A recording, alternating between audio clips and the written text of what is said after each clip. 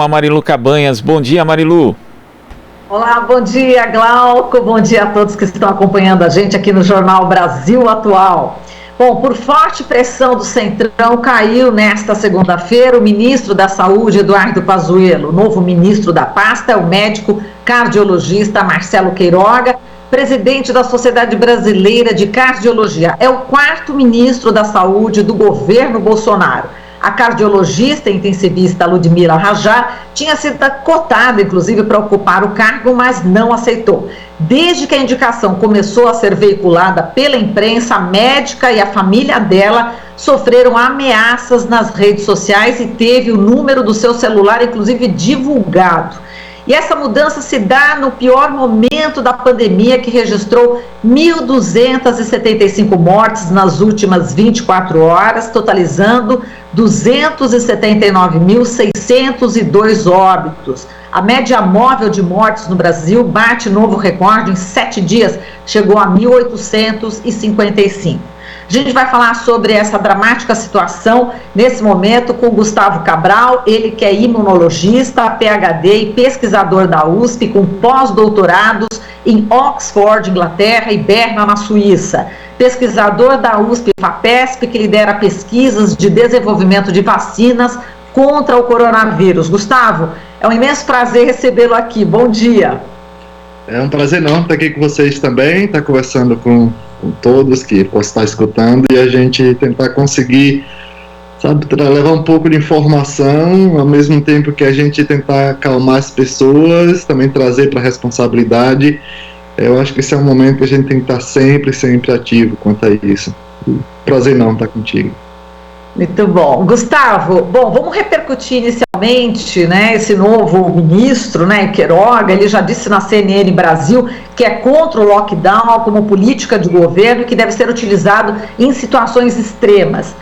Eu queria que você falasse sobre como você está recebendo mais esse novo ministro 4º, né, do governo Bolsonaro, e pelas primeiras declarações dele, o que você está sentindo, hein, Gustavo? É uma complicação para qualquer pessoa entrar ali e fazer um trabalho decente. Essa é a questão. Por mais que a pessoa seja um excelente profissional, como eu acredito que o ministro é como cardiologista, que são situações diferentes, uma coisa as pessoas imaginam muito, olha, ele é médico, então vai resolver. Tem formação em medicina, tem formação em cardiologia. A questão é qual a experiência dele para lidar com saúde pública, qual a experiência, qual a visão da pessoa para compreender o Brasil como ele é, essa multiplicidade cultural, quais os tipos de frentes que ele vai fazer para o combate à Covid. Não é uma frente padrão. Quando ele fala, vem a público e diz, eu sou contra o lockdown como estratégia política, você tem que mostrar que você é a favor. Ok, qual estratégia você vai usar? Por exemplo, qual a frente que vai estar responsável por essa questão do lockdown? Vai ter contato com os governadores de município para desenvolver uma estratégia específica para cada local? Não apenas falar eu sou contra, eu sou a favor. Isso geralmente quem faz muito bem é o presidente, que gera um prejuízo enorme para o Brasil. Não é questão de ser contra e a favor, é questão de você saber o que você vai fazer em pontos específicos, e esse é um ponto muito sensível. Então é uma questão bem complexa para simplesmente falar que é contra ou a favor. A questão do transporte público está gerando bastante polêmica, porque as pessoas mais pobres, elas precisam ficar no seu trabalho, enfim, precisam se locomover, e cada vez mais lotado. Aqui em São Paulo mesmo, a gente já está nessa nova fase vermelha, e inclusive o metrô, o ônibus continua lotado. Como tentar resolver esse problema? É lockdown mesmo, Gustavo, principalmente nas grandes capitais? Pois como as pessoas falam, as pessoas precisam ir trabalhar. Realmente, se as pessoas não têm um suporte para se manter em casa, as pessoas precisam trabalhar. Não é que as pessoas querem ir trabalhar. As pessoas já vão falar, olha, as pessoas querem ir trabalhar porque tem que trazer o pão para casa. Isso não é querer, isso é precisar, eles têm que ir. Aí onde entram dois grandes erros. Quando a gente propõe um lockdown, a gente precisa dar o suporte para a sociedade, para se manter em casa. Não é simplesmente falar, fique em casa. Como é que as pessoas vão se alimentar? Então você tem que ter um suporte para que elas se mantenham por tempo determinado, e é importante explicar às pessoas, olha, esse lockdown, para as pessoas e para os empresários, por exemplo, esse lockdown é por esse período até nós controlarmos a pandemia até esse ponto, a gente volta ao estágio amarelo, e aí a gente vai retornando. Não é simplesmente falar fecha ou não fecha, é uma questão de explicação também, e dar o suporte. Outro grande erro é, ok, vamos fazer lockdown, vai estar menos pessoas na rua, diminua o transporte. Claro que se você diminui a quantidade de transporte, vai continuar cheio da mesma forma. Então, assim, não é questão só de fazer lockdown, ter menos pessoas na rua, diminua o transporte. O que passava 10 ônibus, passa um agora, passam 2, claro que vai estar lotado da mesma forma. Então essas estratégias precisam ser muito mais bem organizadas. Perfeito. Bom, a gente está vendo essa questão também da vacina, né? Como está difícil, né? As pessoas serem vacinadas. A gente tem um caso aí de idosos, né? Esperando 16 horas na fila para conseguir uma senha de atendimento para tomar vacina contra a Covid em Belford Roxo, no Rio de Janeiro. Enfim, quer dizer, a estratégia é dar a vacina, mas dessa forma, quer dizer, é uma desorganização, né, Gustavo? E já começou lá começou desde o início da pandemia, né? Quando gerou essa discussão, gerou muito mais discussões do que foco para o combate à pandemia. Você não vê que houve um comitê de combate à pandemia muito bem formado, articulado pelo governo federal, vamos montar várias frentes para combater em cada ponto. E em relação às vacinas, o erro maior foi lá em agosto, junho, julho, agosto, setembro, onde não houve negociação para a obtenção de vacinas. Todas aquelas vacinas que entraram na fase final de testes, todas, deveriam ter entrado em negociação pelo governo federal, porque dessa forma, todas as que viessem a ser aprovadas para uso humano, nós teríamos direito de compra. E essa visão assim um pouco mais ampla, não precisa ser tão inteligente para ter uma visão técnica e social, para ter uma ação de compra, atenção de uma assinatura de um contrato para direitos de compra quando fosse licenciado. E as pessoas questionam muito, mas e se não desse certo? Se alguma não desse certo, as outras dariam. O que as outras dessem, o retorno financeiro, eu nem estou falando dessa questão da vida, que é a mais importante, mas o retorno financeiro para a economia cobriria todo e qualquer investimento, porque com a vacina nós controlamos a pandemia, as atividades retornam, o dinheiro começa a girar, que pagava facilmente todo e qualquer investimento. Isso é o que faz os países organizados. E aí nós deixamos acontecer e estamos aqui penando. Exato. Agora, Gustavo, achei interessante que logo no começo você falou, vamos tirar as dúvidas, enfim, vamos informar, mas vamos também tranquilizar. E eu queria que você falasse a respeito de alguns países, né, que suspenderam o uso da vacina de Oxford, né? Quais as informações que você tem a respeito? A gente tem todo o cuidado para não alarmar, né, as pessoas, e estamos diante de um dos maiores especialistas aqui em vacina. A gente já vai falar da sua pesquisa, mas o que você tem a dizer para essas pessoas, né, que leram as notícias, né, que está Itália, Espanha, enfim, Holanda, vários países da Europa suspendendo aí temporariamente a vacina de Oxford? Pois é, eu não, em particular, assim, embora gere muita audiência, eu não gosto muito da estratégia do terror, assim. Embora chame muita atenção, eu não gosto porque já está gerando e vai causar um prejuízo posterior, ainda maior que essa questão de saúde pública relacionada a problemas psicológicos. Então a gente precisa pensar um pouco nisso também. Isso quer dizer que a gente não tem que chamar responsabilidade? Claro que temos, a gente está fazendo esse tempo inteiro. Como você falou, desde a gente sair do laboratório para ter que ir para o Instagram, para as redes sociais, sabe, para vir aqui, para tentar comunicar com as pessoas. Porque a gente sabe, olha, o que aconteceu, nesse caso da suspensão, aconteceu a semana passada com outros países. Dinamarca, Áustria, suspenderam a vacinação com a imunização com a vacina produzida por Oxford AstraZeneca. porque foi encontrado naquelas pessoas que estavam imunizadas o acometimento de coágulo sanguíneo e, consequentemente, trombose. A questão é, isso é uma das coisas mais naturais que possa acontecer. Por isso que às vezes falo sobre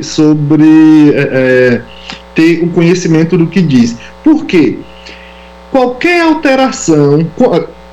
Antes, quando a gente licencia para uso humano, não quer dizer que acabou o acompanhamento.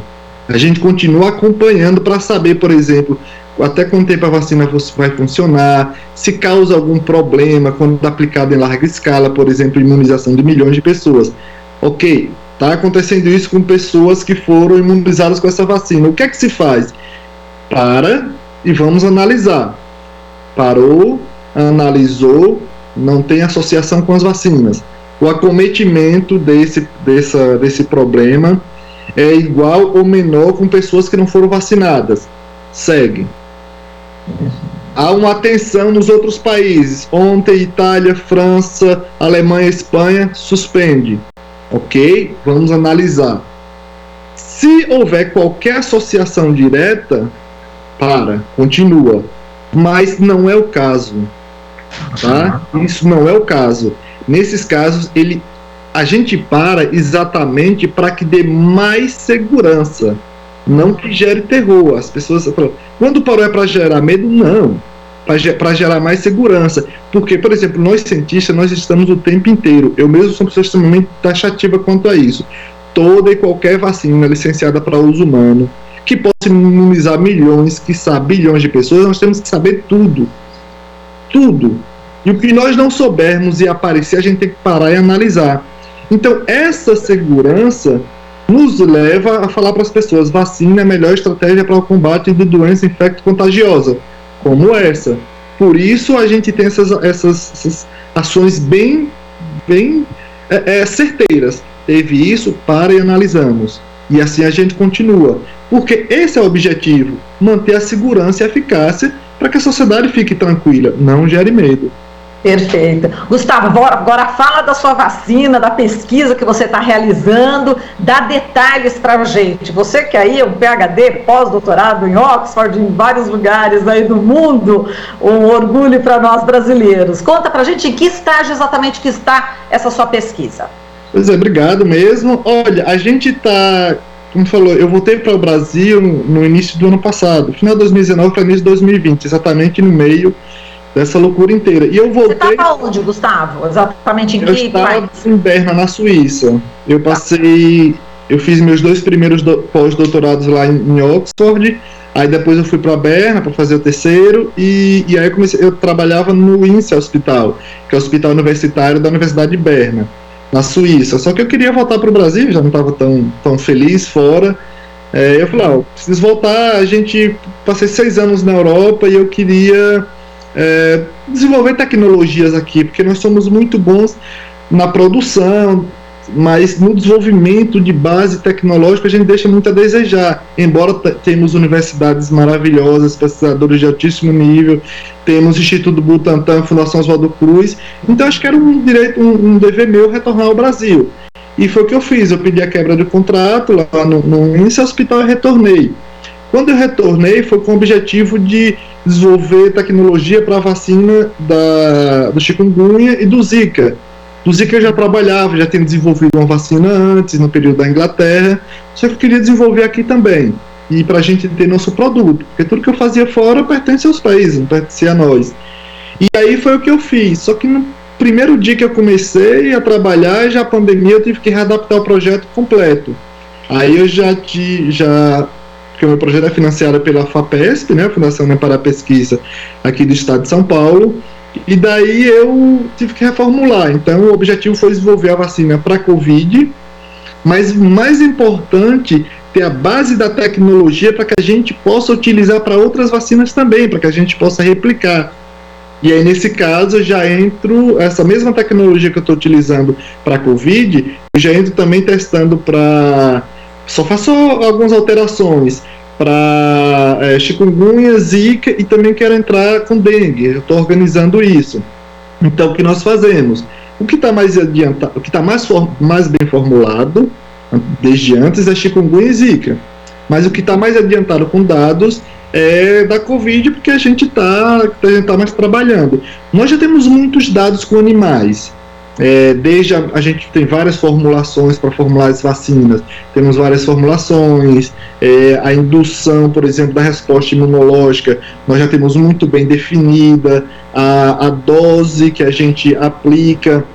Estamos trabalhando, por exemplo, agora com essa parte de desafio, injetar no animal e injetar o vírus, para saber o quanto é necessário para proteger, e com isso a gente poder propor para uso humano, que é outra etapa, tá? Porque assim, no Brasil é que a gente tem que estar trabalhando dessa forma, a gente precisa ser muito hábeis para negociar, para buscar um dinheiro, a gente é diferente quando a gente fala, por exemplo, a Moderna, o primeiro investimento foi 800 milhões de reais, multiplica aí por 5, 6, de dólares, multiplica aí por 5, 6 reais, a gente trabalha com 300, 400, 500 mil reais aqui, e a gente tem que montar equipe, tem que comprar tudo, que ficou tudo mais caro. Outro problema nosso aqui que a gente tem que melhorar demais, na logística de obtenção de insumos.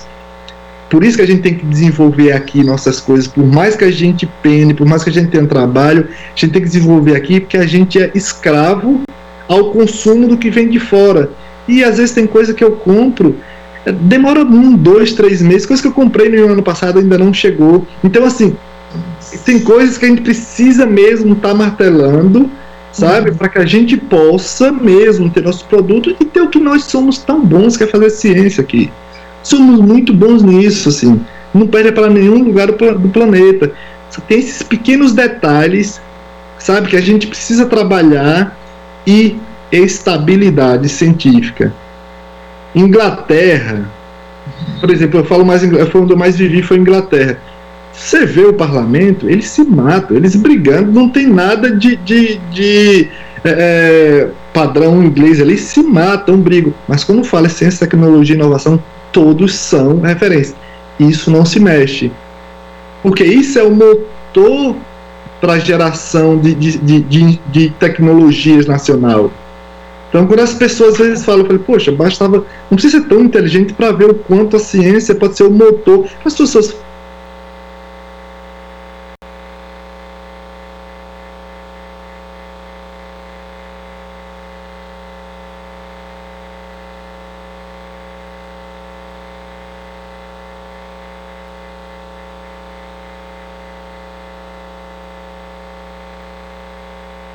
desenvolver a vacina, desenvolver as tecnologias aqui.